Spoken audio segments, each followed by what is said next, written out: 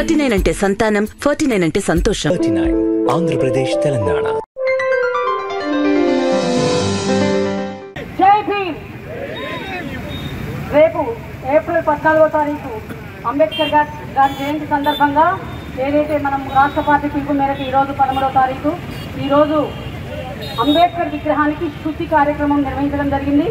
ఆ శుద్ధి కార్యక్రమానికి మనకు చీఫ్ గెస్ట్గా ముఖ్య అతిథులుగా చీకోటి ప్రవీణ్ గారు బీజేపీ రాష్ట్ర నాయకులు స్టేట్ పార్టీ నుంచి ఇక్కడికి రావడం జరిగింది. దీనికి ముఖ్య అతిథిగా వచ్చేసినటువంటి వారికి నా యొక్క హృదయపూర్వక నమస్కారాలు తెలియజేసుకుంటూ, అలాగే రామచంద్రయ్య గారికి, ఇక్కడ ఉన్నటువంటి సీనియర్ నాయకులు సులోచనక్క గారికి, వెంకటరామయ్య గారికి, మరి యశ్వంత్ గారికి, గొప్ప భాగ్యారెడ్డి గారికి, గొప్ప భాగ్యారెడ్డి గారు ఎక్కడున్నా పైకి రావాల్సిందిగా కోరుతున్నాను.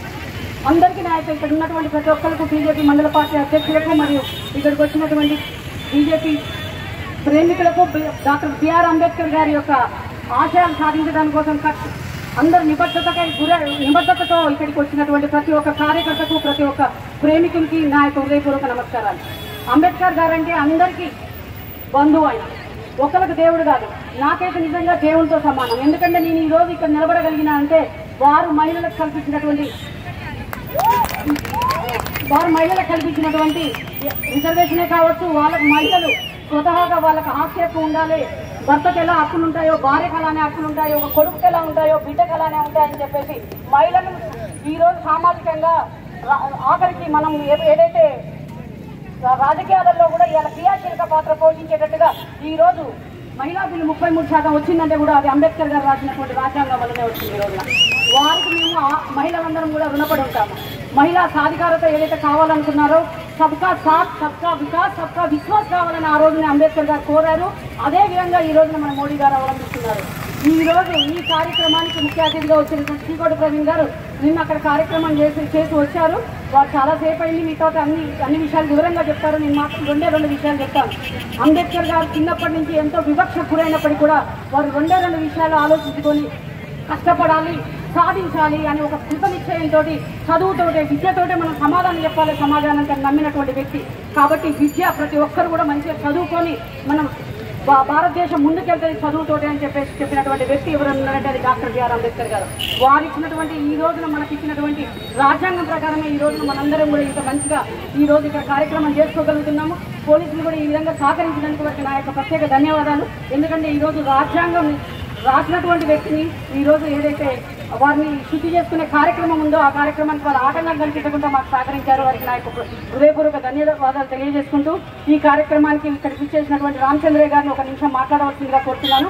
అలానే ఒకటే విషయం ఏంటంటే ఎంతో మందిని ఈరోజు ఒక టీవీలో ఇక్కడ ఒక అమ్మాయి మాట్లాడుతుంటే చూశాను. ఈరోజు అమ్మాయిల మీదనే సాధించామంటే, ఈరోజు అమ్మాయిలు ఇంత బయటకు వచ్చాము, స్వతంత్రంగా బయట తిరగగలుగుతున్నామంటే అది అంబేద్కర్ గారు వారు రాసినటువంటి రాజ్యాంగం వల్లనే ఈరోజు మనం బయట తిరగగలుగుతున్నాం. కాంగ్రెస్ వారికి భారతరత్న ఇయ్యలేదు, వారిని చాలా అవమానించారు. ఆ కార్యక్రమాల గురించి మనం తర్వాత మాట్లాడుకుందాం. 2-3 సభలు ఉంటాయి వాటి గురించి. ఏ విధంగా కాంగ్రెస్ వారు అంబేద్కర్ గారిని అవమానించారో, ఎలా ఓడిపించారో, ఎలా భారతరత్న ఇవ్వలేదో, ఎలా చనిపోతే వారిని అంత్యక్రియలు ఢిల్లీలో జరగకుండా ముంబైకి ఫ్లైట్లో పంపించి ఆ ఫ్లైట్ ఛార్జీల కోసం అంబేద్కర్ గారు భార్యకి ఏ విధంగా లేఖ రాశారనేది ఆ రోజున ఉన్నటువంటి కాంగ్రెస్ నాయకులు ఎలాంటి విషయాలు చేశారు అనే దానిపై మనం తర్వాత 2-3 సభలు పెట్టుకుంటాం. దాంట్లో మంచిగా మనం చర్చించుకుందాం. అలానే ఒకటే విషయం, చాలామందిని అంటే అది కరెక్ట్ గుర్తు రావట్లేదు, అది కరెక్ట్ ఒకటి కావచ్చు, చాలామందిని బానిసలు చేసినారు. బానిసలు చేసి చాలామంది హీరోలు అయ్యారు. కానీ ఆ మనుషులని ఎవరైతే మానవత్వంతో మనుషులను చేసి ఎవరైతే హీరో అయ్యారో అది అంబేద్కర్ గారు ఒక్కరే అనే విషయం ఒకటి అర్థం వచ్చేటట్టు ఒక పేరు ఉండే చాలా మంచిగా అనిపించింది. ఈరోజు నాకు అవకాశం ఇచ్చిన అందరికీ నా యొక్క నమస్కారాలు. ఇప్పుడు రామచంద్రయ్య గారు ఒకటే నిమిషం మాట్లాడి ప్రవీణ్ గారు సందర్భంగా ఏదైతే రాష్ట్ర పార్టీ దేశవ్యాప్తంగా, జాతీయ పార్టీ దేశవ్యాప్తంగా కూడా అంబేద్కర్ గారి జయంతి ఉత్సవాలు 13 రోజుల పాటు నిర్వహించడం కోసమని నిర్ణయించుకోవడం జరిగింది. అందులో భాగంగా ఈరోజు అంబేద్కర్ గారి విగ్రహ శుద్ధి కార్యక్రమం జరిగింది. వారు రచించినటువంటి రాజ్యాంగం ప్రకారమే ఈరోజు మనందరం కూడా ఇక్కడ స్వేచ్ఛావాయులు పీల్చుకుంటూ ఇక్కడ ఉండగలుగుతున్నాం. వారు రాసినటువంటి రాజ్యాంగం ప్రకారమే ఈరోజు మహిళలు బయటికి రాగలుగుతున్నారు, వాళ్ళ కాళ్ళ మీద వాళ్ళు నిలబడగలుగుతున్నారు. మహిళలు కూడా పురుషులతో సమానమని చెప్పినటువంటి వ్యక్తి, మహనీయుడు. ఎన్నో వందల సంవత్సరాలు ముందున్న ఇప్పుడు కూడా ఇంకా సమాజం పూర్తిగా దాన్ని ఆవగించుకోలేకపోతుంది. కానీ ఎప్పుడో 130 ఏళ్ల కిందనే వారు ఈ విధంగా 120 ఏళ్ల కిందనే ఈ విధంగా ఆలోచించారు. ఆలోచించి వారు కష్టపడి పైకి వచ్చి చదువుకొని కూడా ఈ రోజున ఎన్నో వివక్ష గురైనప్పటికీ కూడా ఆ వివక్ష ఉండకూడదు, జాతి మొత్తం సమానంగా ఉండాలి, అందరితో పాటు సభ్యుకి ఇచ్చినటువంటి వారిని దేవుని కంటే ఎక్కువగా భావిస్తూ ఈరోజు వారికి నివాళులర్పించడం కోసమని, రేపు జయంతి ఉత్సవాల కోసమని ఈరోజు ఈ కార్యక్రమం చేపట్టడం జరిగింది. అలానే దీని తర్వాత ఈ రోజు నుంచి 13 రోజుల వరకు చాలా సెమినార్లు ఉంటాయి. ఇలా కాంగ్రెస్ వారిని అవమానించింది జనాల్లోకి తీసుకుపోదలుచుకున్నాము. అటువంటి సెమినార్స్కు వక్తలు వస్తారు. ఇక్కడ చాలా కార్యక్రమాలు ఉంటాయి. కాబట్టి మీడియా మిత్రులన్నీ ఇటువంటి మంచి కార్యక్రమాలు మీరు మీడియాలో చూపించవలసిందిగా, ప్రజలను మేల్కొల్పాల్సిందిగా కోరుతున్నాము. ఎందుకంటే ఎప్పటి నుంచో కూడా వారు ఎప్పుడైతే రిజైన్ చేసి నిలబడ్డప్పుడు ఒక ఆపోజిట్ ఒక వ్యక్తిని నిలబెట్టి, కాంగ్రెస్ నుంచి ఒక వ్యక్తిని నిలబెట్టి వారిని ఓడగొట్టిన విషయాన్ని ప్రజలకు తెలియజేయాల్సి ఉంది. వారు ఓడిపోయిన తర్వాత ఎవరైతే వారి మీద గెలిచారో వారికి పద్మవిభూషణ్ ఇచ్చినటువంటి ఘనత కాంగ్రెస్ ప్రభుత్వం కానీ అంబేద్కర్ గారికి ఎటువంటి బిరుదు ఇవ్వకుండా, వారికి భారతరత్నం కూడా ఇవ్వకుండా చేసినటువంటి ప్రభుత్వం ఈ రోజున కాంగ్రెస్ ప్రభుత్వం. వాళ్ళు వచ్చి ఎన్నో మాటలు చెప్తారు, అవన్నీ నమ్మొద్దని మీడియా ముఖంగా మేము తెలియజేసుకుంటున్నాను. నాకు అవకాశం ఉంది.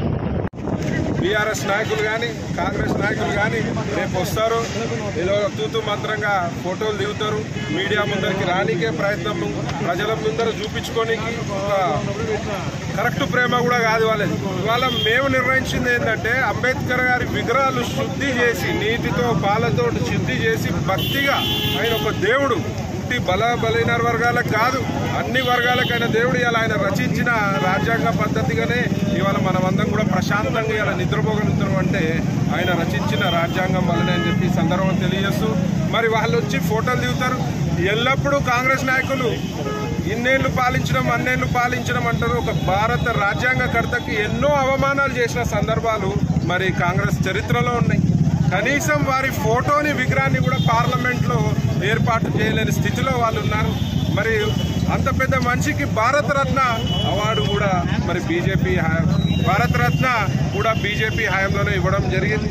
మరి ఎన్నో అవమానాలు వారిపై పోటీకి నిలబెట్టి మరి వారిని ఓడగొట్టే ప్రయత్నాలు కూడా చాలా సందర్భాల్లో కాంగ్రెస్ వాళ్ళు చేసినారు. వాళ్ళదంతా కుటిలమైన ప్రేమగా నేను భావిస్తూ ఎల్లప్పుడూ కూడా బీజేపీ పార్టీయే దళితుల వర్గాలకి అండగా ఉంటుందని.